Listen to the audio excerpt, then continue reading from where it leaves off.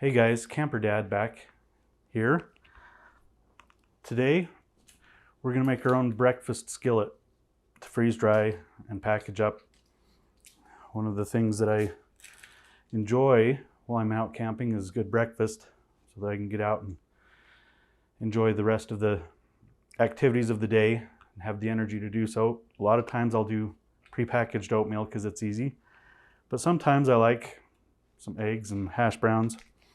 So that's what we're going to do today, is make a breakfast skillet here on our own to freeze dry for storage or for camping.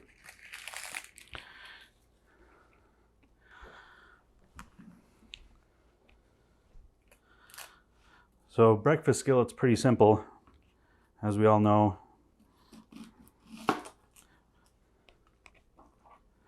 A few of the ingredients that we really love is hash browns with a little bit of diced onion in them and some eggs and the seasoning. And a lot of times I'll take little packets of sriracha or something to give it a little more kick while I'm out there. All right, I'm going to cut up the onion fairly small because while I like the flavor of onion, not everybody does.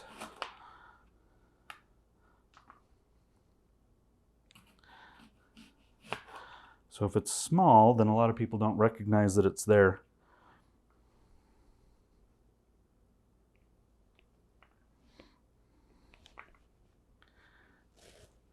And the center, the heart of the rings, I actually toss out because there's a lot of the flavor there. A lot of what makes the onion burn, as it were, is right in the heart.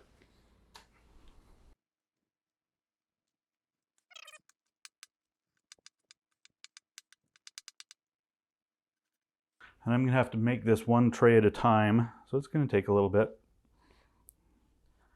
to make it, but that's probably good for the onions. I'm going to do it all in this skillet.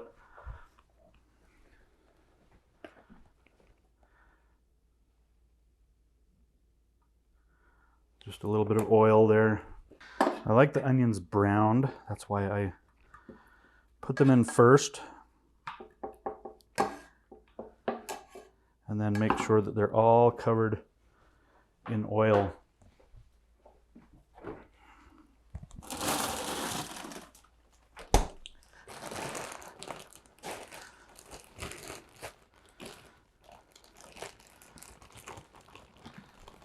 And now we'll add some hash browns. I just went and got some frozen hash browns from the grocery store. Whoa. Got a little out of control there.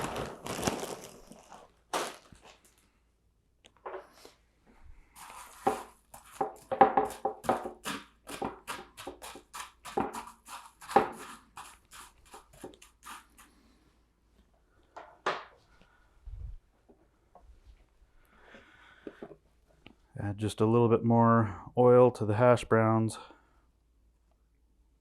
so they brown up nicely.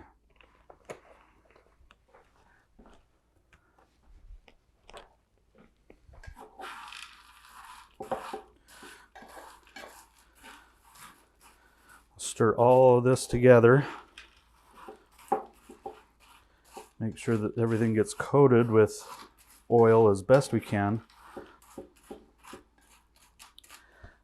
That way when I put in the seasonings, salt and pepper, and I like seasoning salt, Lowry's seasoning salt.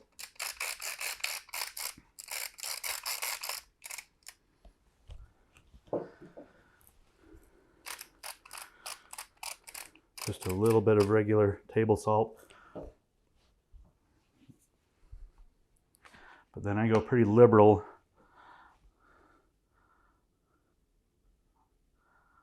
on the seasoning salt. And all of this now I'll stir together, and since the oil is on there, the seasonings then cover the potatoes. Okay, I'm going to go put this on the stove and get it cooking, and then we'll work on the eggs.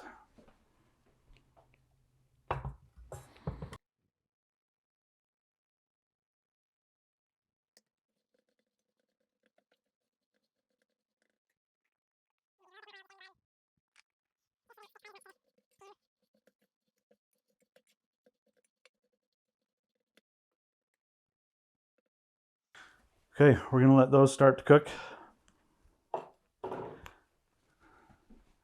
And we'll do the eggs. Okay, I'm going to put 5 eggs in this skillet, and we'll see how it matches up.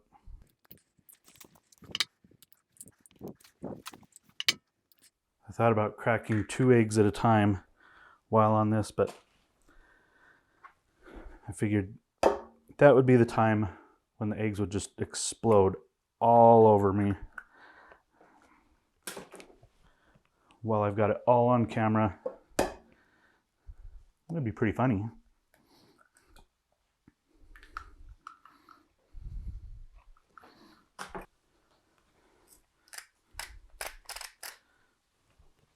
Okay, salt, liberal with the pepper.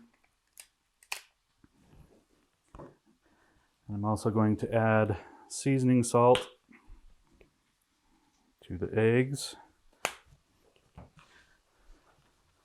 And I like to add just a little bit of milk.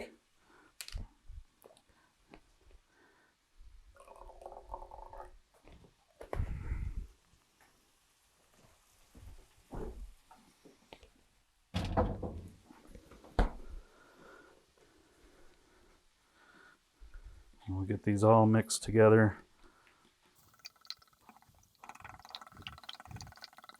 A lot of the big manufacturers of backpacking meals, they make a breakfast skillet, and they're pretty good. But I always look at it and think, breakfast foods are cheap. I ought to just make my own. I'm gonna go check our hash browns.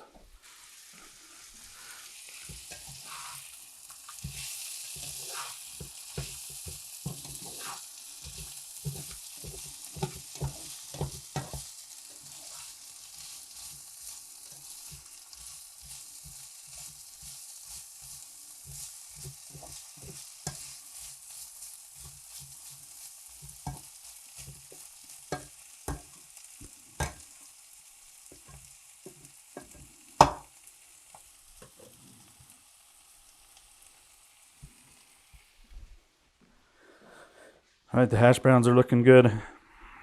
Our eggs are pretty well mixed. Pretty well scrambled here. I'm going to pour them in this pot, and we'll scramble them in here.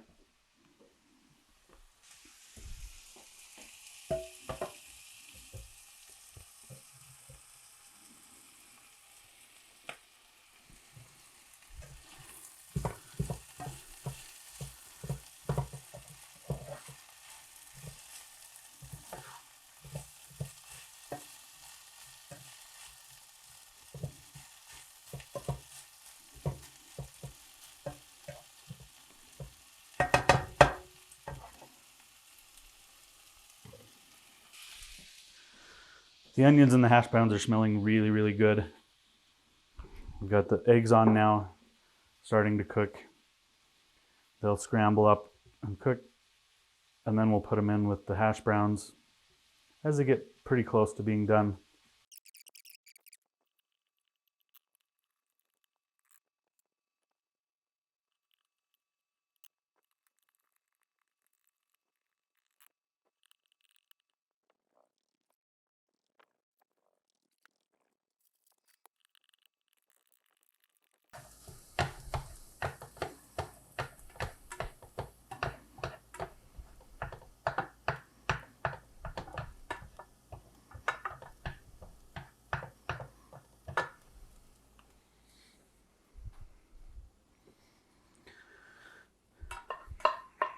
So one of the things that you're seeing me do here is I'm breaking apart the eggs into smaller crumbles.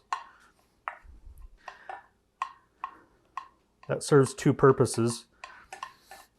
That is so that when you freeze dry them, it happens faster. As we all know, smaller pieces of food freeze dry faster. And two, when it comes to rehydrating it on the other side, it's easier to rehydrate.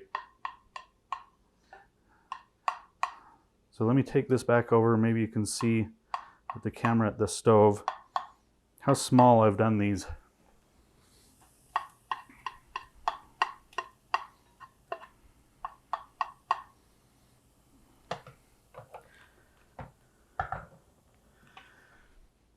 And the eggs are done. I'm just waiting for the hash browns to brown up. I like them really brown and crispy when I cook them fresh. So we're going to wait for those to brown up, and then I'll add the eggs and the bacon crumbles. One of the reasons that I do bacon crumbles instead of sausage is that the sausage, so many times, unless you do like really, really lean turkey sausage, it has a lot of fat in it. And when you freeze dry things with a lot of fat in the freeze dryer, that fat goes to the chamber walls and then just coats it. So if I'm doing just a little bit of sausage, it's okay. I actually know of somebody who did the breakfast sausage patties, and that's all that they did in their freeze dryer. And it took them 2 or 3 cleanings and several cycles to get the fat off the sidewalls and the odor out. So I try to avoid things that are really, really high fat going into the freeze dryer. Also, high fat foods go rancid faster. They don't store as long. So if you're going to use it in a couple of months, you're probably fine. If you're going to use it in 10 years, I would make sure you're doing things that are more lean than some of those high fat breakfast sausage patties. We'll see how they're looking now.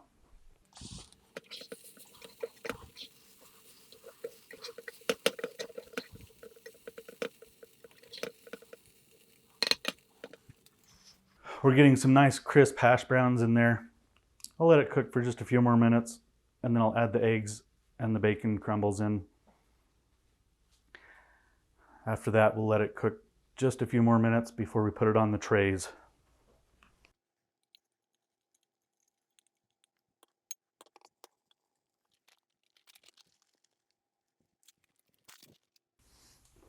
All right, hopefully you can see here on the screen, I've got the hash browns and the eggs and the bacon crumbles all mixed together.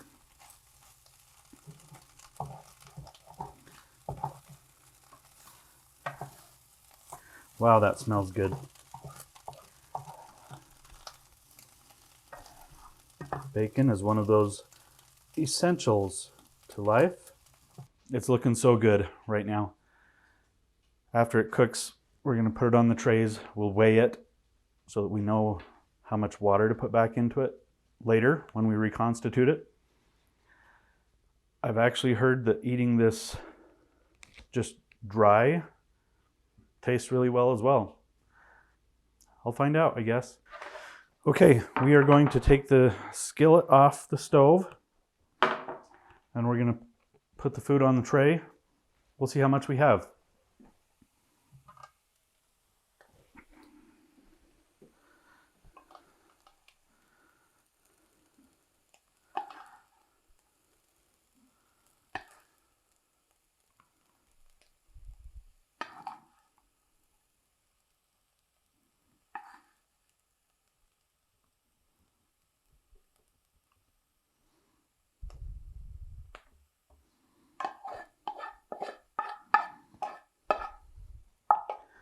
Since I've never really done it, I'm not going to put so much on the tray. We'll find out. Maybe I can double it and It'll be just fine.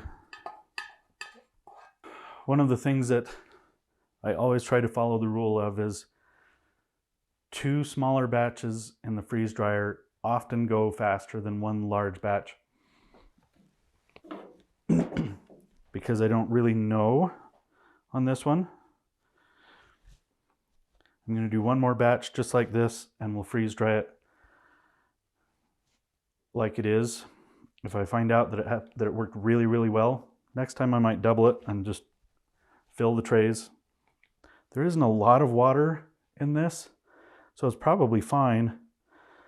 When you do raw eggs, I've done a lot more than this, so it probably would be okay.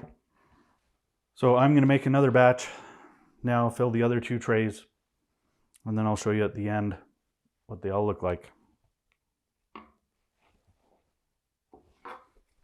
Our breakfast skillet is frozen after being in the freezer.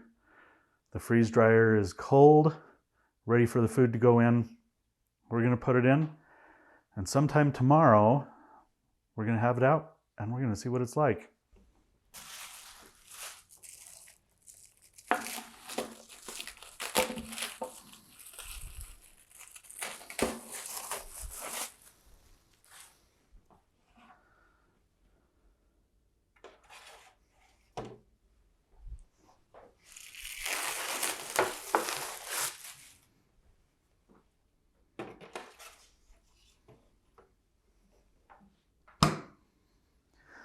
Okay, we'll see how long this one takes. I can't imagine that it's going to take a long time.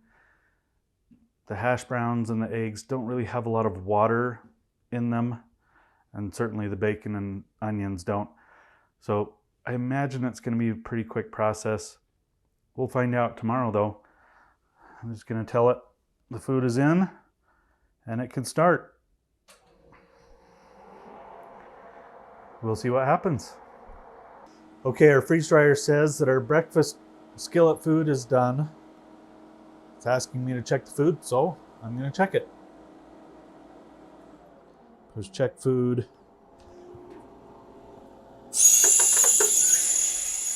And release the drain valve. Let's see what it's like.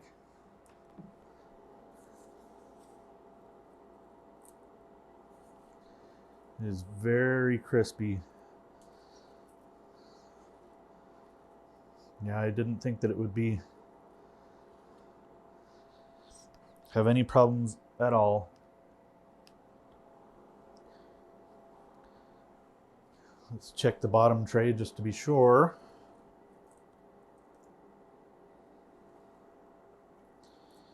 Yep, it is also done.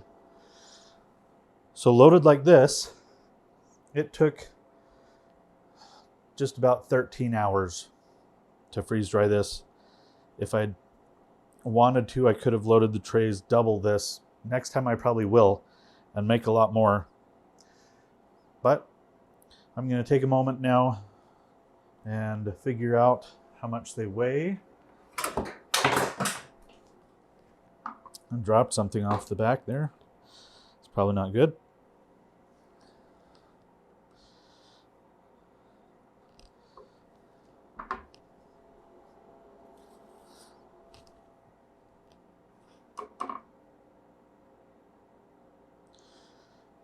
All right, those 2 are the same. I had 2 trays that were heavier than the others.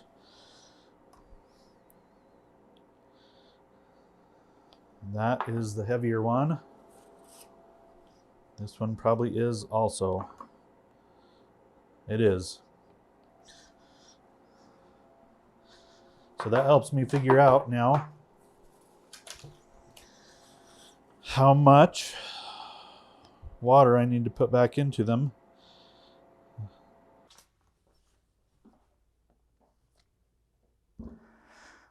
Okay, I have all my bags prepared for the meals that I'm going to put together, and I've figured out the math.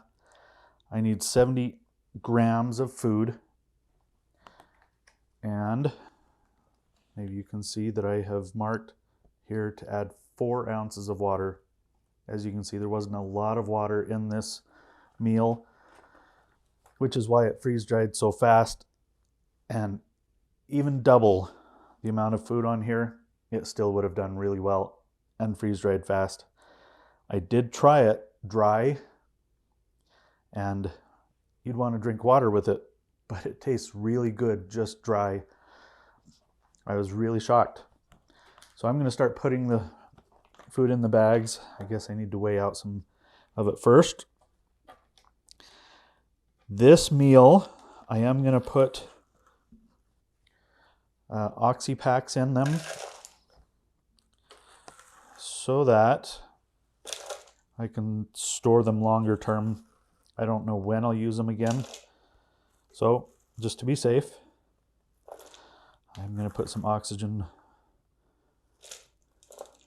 absorbers in there. Just a little too much.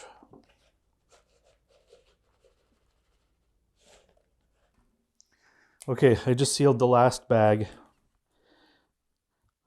And I had a thought while I was doing it that I'm going to go back and open up my boxes where I've got some of these meals and things in my storage. Maybe you can see there where I have not only put the name of what the food and the water, but I put the date, month and year on it. I realized in 5 or 6 years, I'm certainly not going to remember what year it was sealed. And you want to make sure that you, as you rotate your food, you eat the oldest stuff first. I don't know if it'll last 5 or 6 years. I mean, it might get eaten in our house, but I decided I'm going to go back in, since most of the things in my storage were sealed sometime in the last 2 years, because that's as long as I've been freeze drying. I'm going to just kind of guess at a year at least and put on there so that I know when they were sealed, how old they are. The other thing I found out though the other day when I got in there is that when I did the lasagna not too long ago, those who watched previous things or read some of my other posts, one of the bags I found wasn't sealed all the way. So I went through everything that was in there. Thankfully, it was the only one. But the day that I did it, it was sealed. And then I put it in storage. I realized I probably should seal things and then a couple days later go back and check the things that I sealed, make sure that they stayed sealed. Just a little small hole can let air in and ruin your food if you leave it there for several years. So that's a good idea. Check what you've sealed. Also check your jars. If you've vacuum sealed the jars, check and make sure your seal is down. Those ones I don't anticipate leaving for very long, so I'm okay if they aren't sealed quite as much. But these ones, I expect to be able to eat 10 years from now. So I want to make sure that they're sealed. I will show you some pictures of all of these right now.